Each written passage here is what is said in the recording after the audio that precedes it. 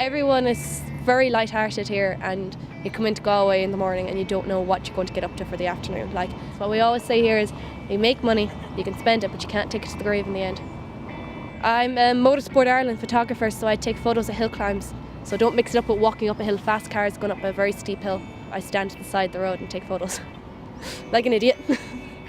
It's how I spend time with the weekends. My dad will decide to go off someplace. If there's a hill climb on, we'll go off, or we'll head up to Mondello to do rally sprints where they race around tracks and dirt tracks. I got into it as a child. Like, when I was born, my mum had to go off working, so my dad stayed at home looking after me, and he'd be watching the Formula 1 and the TV would be blaring, and I'd be only a little baby lying in the groove next to him on the couch fast asleep, and he always, from there, it's been in my blood. So basically these are little teeny tiny windy roads.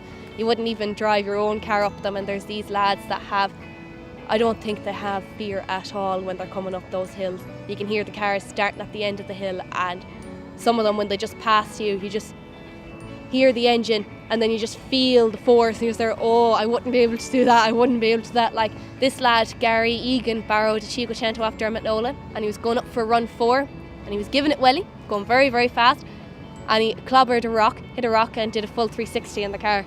And he just got out, and he was there, oh, for crying out loud, I owe him a new car now, because it was on loan. Like, down in Clare on Ballyalbin, there's a section of the road where you can see over the years many people have crashed at that section, and there's about a 30-foot drop. The past 2-3 years we've lost, I'd say, about 9 people. The latest was an awful shock there 2 months ago now, I'd say. Ian Quinn, he was getting ready to go to the first ever run of the hill climb down in Wexford, and he had the car loaded up with his daughter, so he'd have the same bond with him as me, my father, have. And he went in to take a shower, and he had a massive brain hemorrhage, and he didn't pull through, and that was an awful shock. Like, we didn't go down to the funeral because Dad said it himself, he couldn't say goodbye to another friend.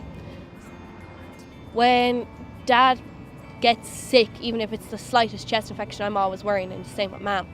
But it just, when it came to the whole thing with Ian Quinn, I just looked at him and I was like, if that ever happened to you, I'd be in the same predicament as Ian Quinn's daughter. Like, I'd be at a complete loss without him, because he's raised me, because my mum was out working, so he raised me, so I'm basically my father. My father's heart is in me, and he has my heart as well.